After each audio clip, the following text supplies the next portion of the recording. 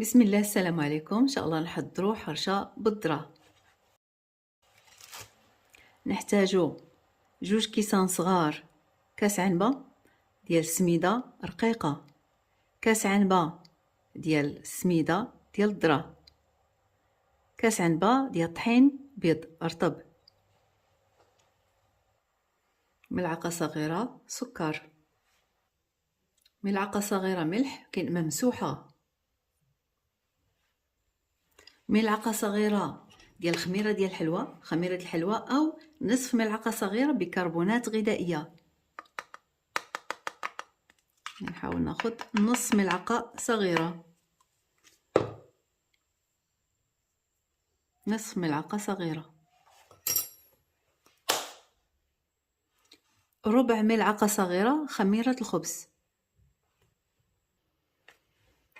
نضيف نص كاس زيت،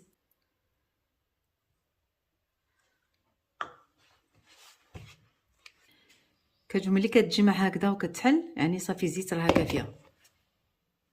نضيف 2 كيسان عنبه ديال الماء ثاني، كنجمعها غير بالاصابع. كناخذوا المقله وهي بارده، كندهنوها بشويه ديال الزيت،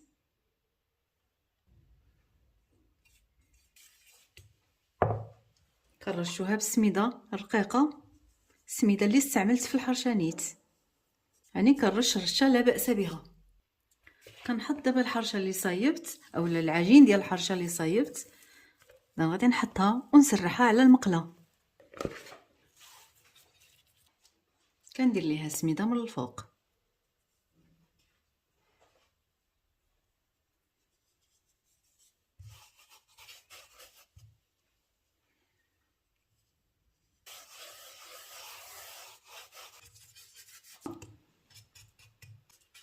دابا غادي نحطها على نار مرتفعه، على نار مرتفعه تقريبا 3 دقائق. راني زربت عليها ما خليتهاش كمله 3 دقائق باش قلبتها على الوجه الثاني، باش حتى الوجه الثاني يجيني مسطح وتجي التحميره متساويه.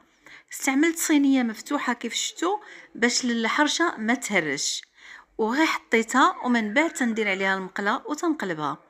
هذه الطريقه كتجيبها مزيانه وحتى كتحمر من الوجوه بجوج، كل مره تنقلبها حتى كناخذ اللون اللي بغيت.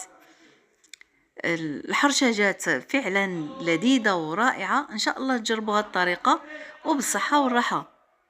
وفي التقطيعه ديالها من الاحسن تجروا مباشره من واحد الجهه وما تكملوش حتى الجهه الاخرى وتقلبوها وتكملوا التقطاع، لان الا جبتوا التقطيعه من الفوق نقولوا حنا من جهه حتى الجهه الثانيه كتهرس.